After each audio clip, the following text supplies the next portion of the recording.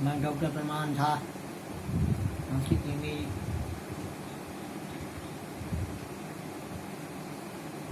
सहायक प्रोफेसर चिंतन कामाख्या संस्कृत महाविद्यालय महरेल मधुबनी 29 अगस्त 29/8/2020 ईस्वी। प्रिय छात्रों,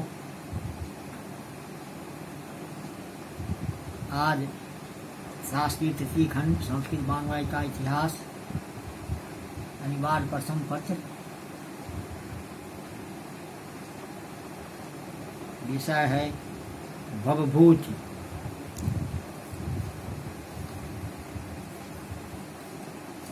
कुछ परिचय।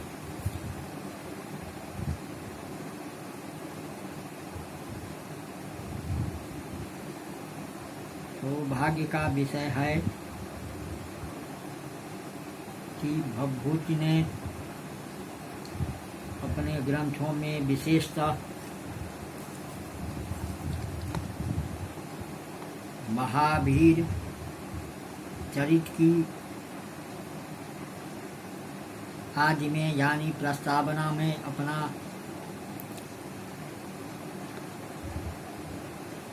जट किंचित परिचय प्रदान किया है।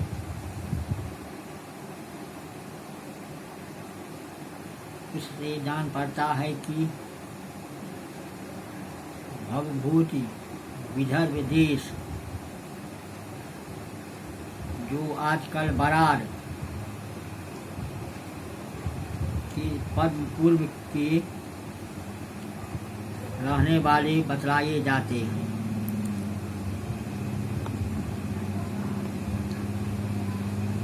भवभूति नाटककार काश्यप गोत्री थे तथा कृष्ण यजुर्वेद की तैतरीय शाखा के मानने वाले थे।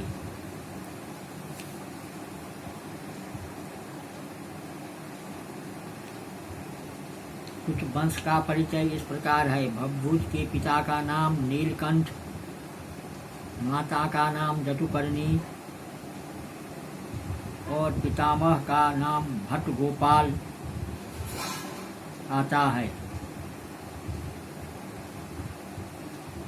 भवभूति के पूर्वज अपने सदाचार तथा वेदाध्ययन के लिए प्रसिद्ध थे।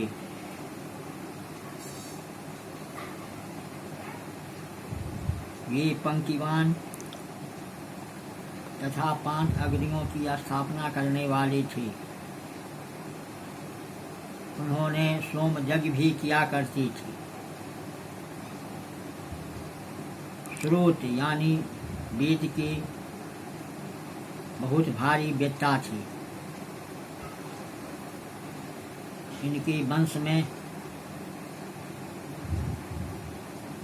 काव्य कला की भी पूजा बहुत होती थी, क्योंकि इनके 5वां पूर्वज कोई महाकवि थे जिसका नाम ज्ञान निधि था।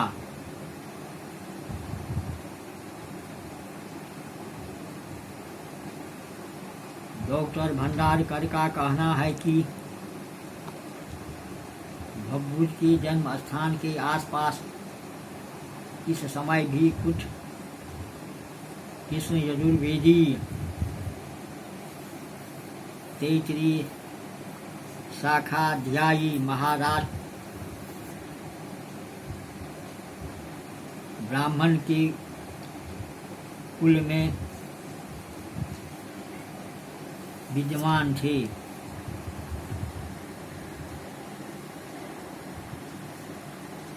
कवि ने अपने को भट्ट श्रीकंठ पदलांछनो भवभूतिर नाम लिखा है।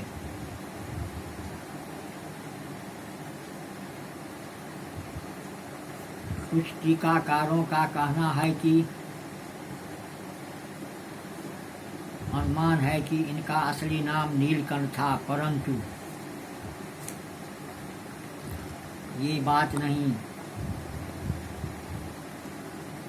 यथा सांबा सुनातु भवभूति पवित्र मूर्ति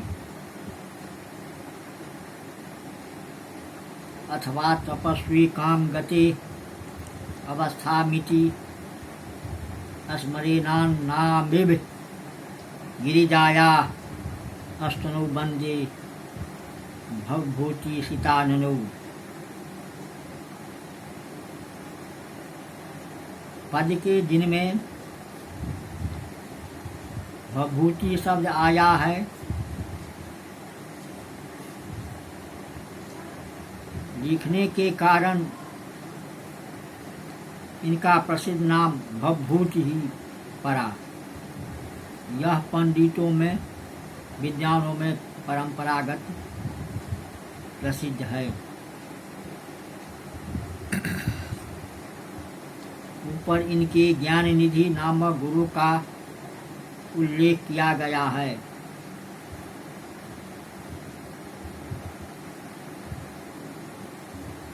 परंतु अब सब प्रमाण सिद्ध हो चुका है कि भवभूति प्रख्यात मीमांसक कुमारिल भट्ट के शिष्य थे।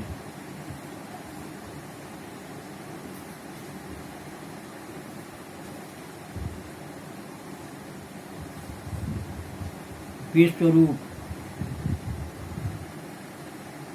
शंकर दिग्विजय के सप्तम सर्ग में मंडन मिश्र का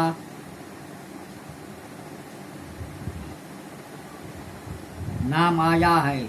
उसमें लिखा है कि मंडन का नाम विश्वरूप भी था तथा साधारणतया वे उम्बेक के नाम से भी प्रसिद्ध थे। शंकराचार्य से दीक्षा लेने पर मंडन मिश्र ही सुरेश्वराचार्य के नाम से प्रसिद्ध हुए। इस वर्णन के आधार पर मंडन, विश्वरूप, उम्बेक तथा सुरेश्वर एक ही व्यक्ति माने जाते हैं।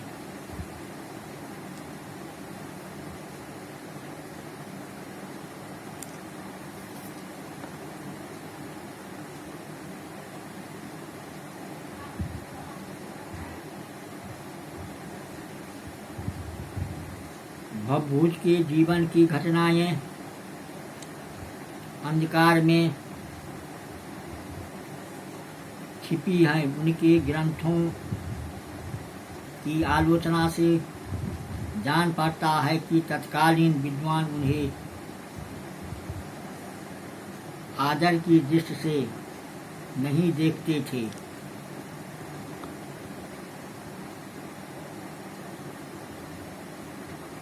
पहले किसी राजा का भी आश्रय इसे नहीं मिला था, क्योंकि प्रायः इनके नाटकों का अभिनय राजसभा में न होकर उज्जैनी में महाकाल की यात्रा के समय एकत्रित जनता के सामने ही हुआ था।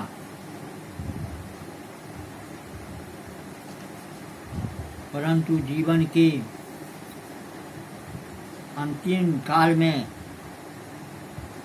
कानकुब्ज के विद्वान राजा जशो वर्मा के आश्रय में भवभूज के नाम पाते हैं। संभवतः भवभूज को अपने अलौकिक नाट्य कला के कारण विद्वत प्रेमी जशो वर्मा का आश्रय मिला था।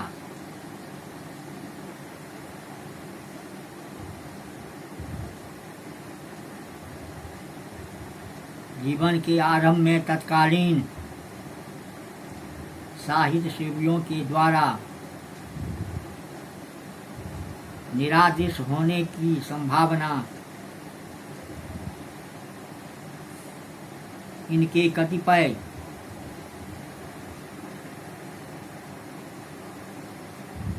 गवोक्तियों से अनुमति होती है कि मालती माधव की प्रस्तावना में भवभूज ने इन्हीं दुरालोचकों को लक्ष्य करके यह दृष्टिगोचर निकाला।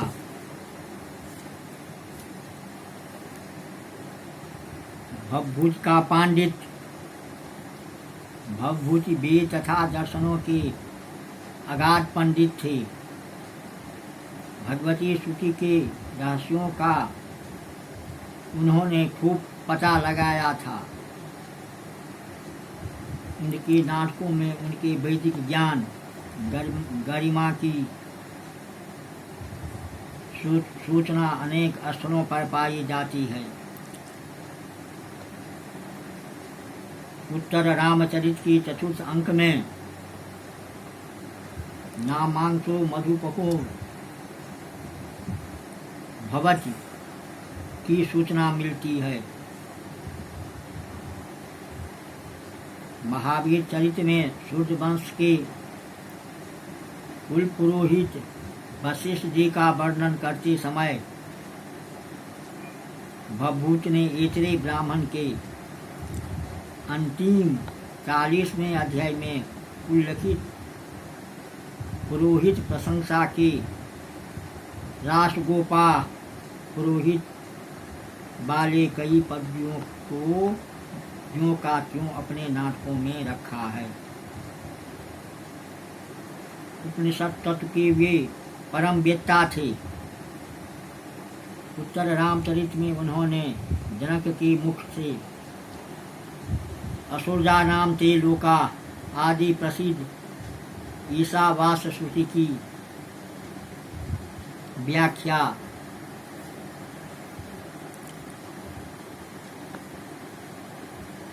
कराई है।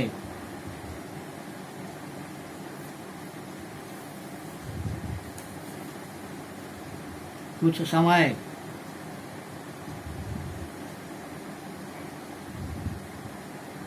भवभूति जैसे महाकवि का समय निश्चित रूप से निर्णीत हो चुका है कि कालिदास के समान वह कई शताब्दियों के झमेले में नहीं पड़ा हुआ है।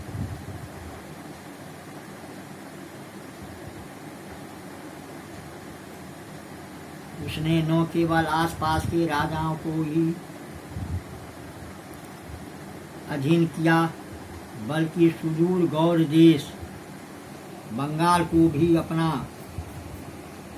विजित प्रदेश बनाया। इसी प्रभावशाली नरेश ने कानुकबेज के महाराज यशोवर्मा को समरभूमि में परास्त किया। यशोवर्मा ने इनका लोहा मान लिया। यह यशोवर्मा न केवल विद्वानों का ही आश्रयदाता था बल्कि स्वयं सरस्वती देवी का पुजारी था।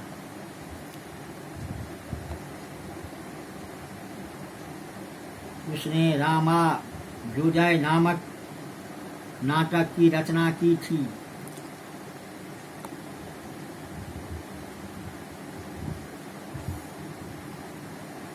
परंतु अभी तक यह ग्रंथ उपलब्ध नहीं हुआ।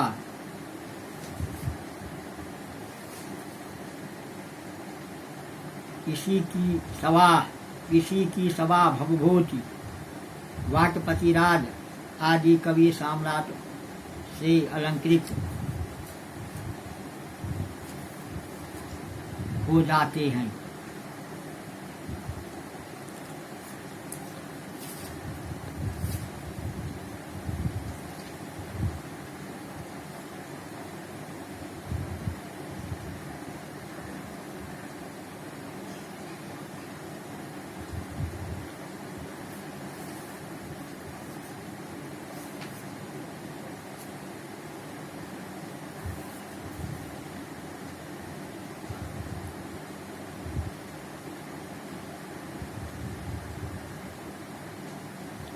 और अंत में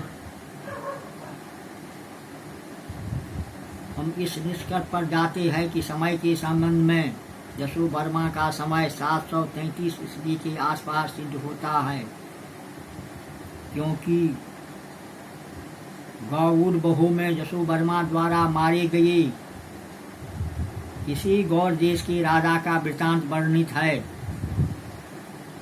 परंतु ललितादित्य के द्वारा उसके पराजित किए जाने की चर्चा तक नहीं है।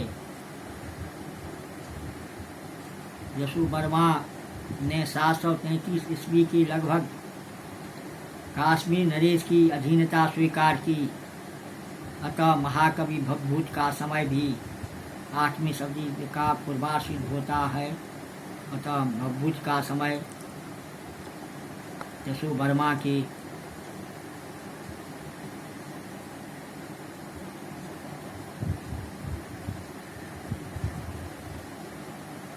माना जाता है।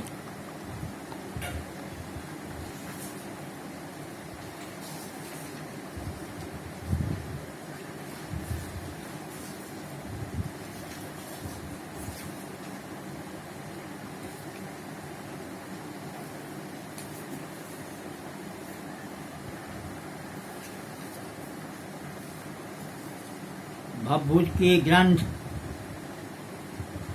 भवभूत की 3 रचनाएं नाटक ही हैं।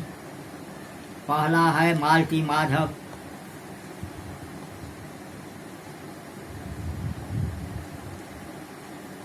दूसरा है महावीर चरित, तीसरा है उत्तर रामचरित।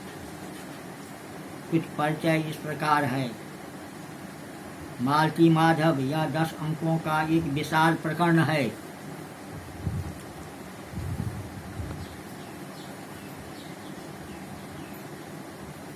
मालती माधव तथा मालती तथा माधव का प्रेम प्रसंग बड़े सुंदर ढंग से चित्रित किया गया है। इसमें यौवन के उन्मादक प्रेम का बड़ा ही रसीला चित्रण है।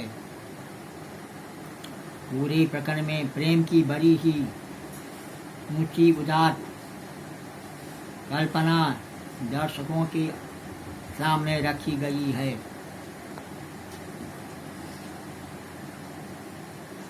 धर्म से विरोध करने वाले प्रेम को भवभूति ने समाज के लिए हानिकारक समझ उसकी एकदम उपेक्षा कर रखे हैं। महावीर चरित, इसमें राम कथा का वर्णन किया गया है। इसमें 6 अंक है। इस नाटक में कथानक का एक प्रदर्शन करने का श्लाघनीय प्रयत्न किया गया है।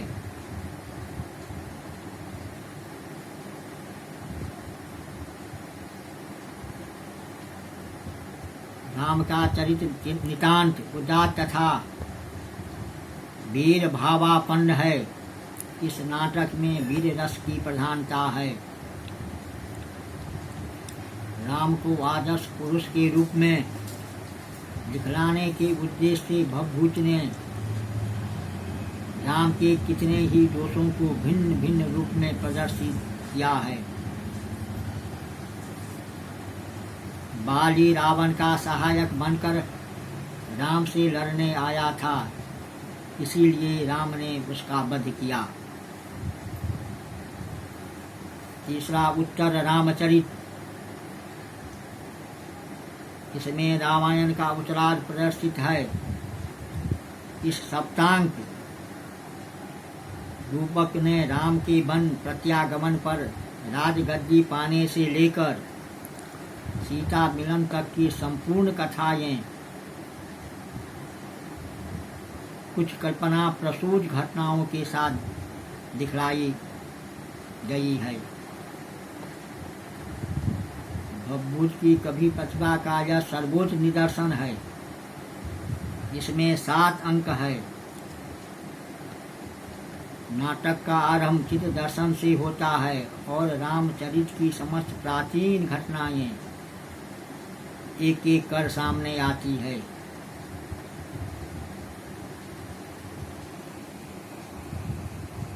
अयोध्या के लोगों में दुर्मुख आता है और राम से सीता की लंका प्रवास के विषय में उत्पन्न लोक निंदा की चर्चा करता है।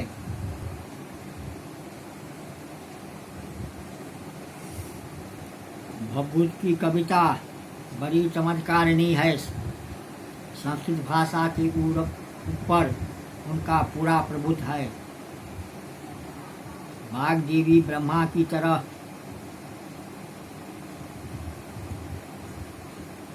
उसकी बड़ी तपस्या थी। इनकी कविता से भाषा तथा भाव में अनुपम सामंजस्य है। जैसा भाव वैसी भाषा।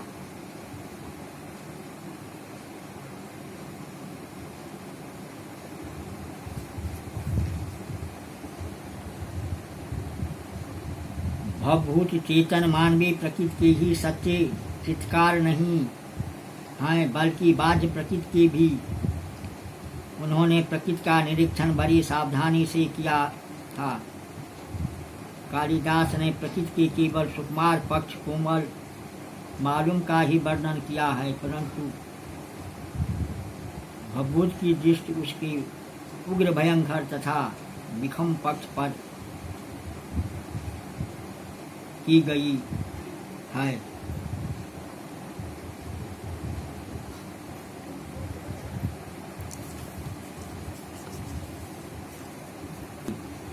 भवभूत अनेक रसों के सिद्ध कवि हैं। अपने नाटकों में उन्होंने वीर रस का सजीव वर्णन किया है।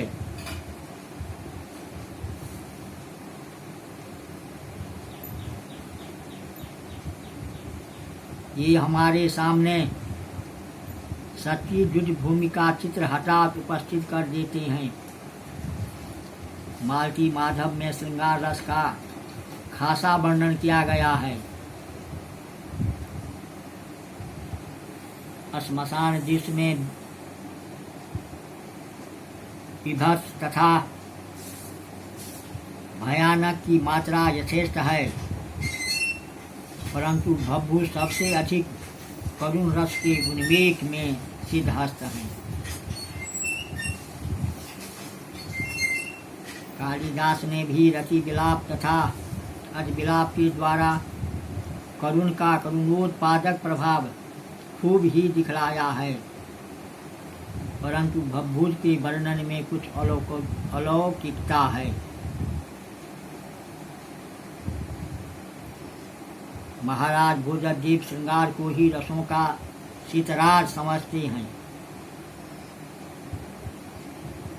तो शैवागम के अनुयायी काश्मीरी कविगण शांत रस को ही मुख्य रस मानते, परंतु हमारे भवभूत ने करुण रस को ही सब में प्रधानता दी है। इन्होंने अपनी सम्मत स्पष्ट शब्दों में ही दी है।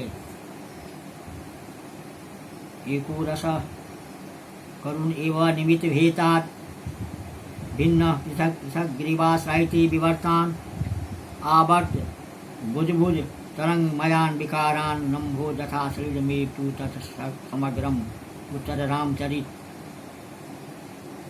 करुण रस की प्रधान रस हैं रस सामग्री, अस्थायी भाव, आलम्बन, उद्दीपन आदि की विभिन्नता से वह भिन्न होता हुआ भिन्न भिन्न परिणामों को धारण करता है।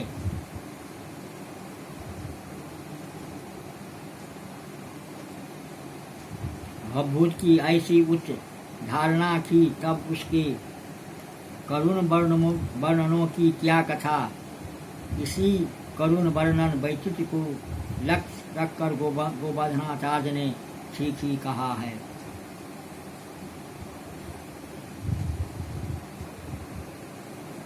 भूधर भूरेव भारती भाति एतत्कृत कारुण्ये गमन्यथा रोदित ग्रावा। राम सीता के लिए विलाप कर रहे हैं।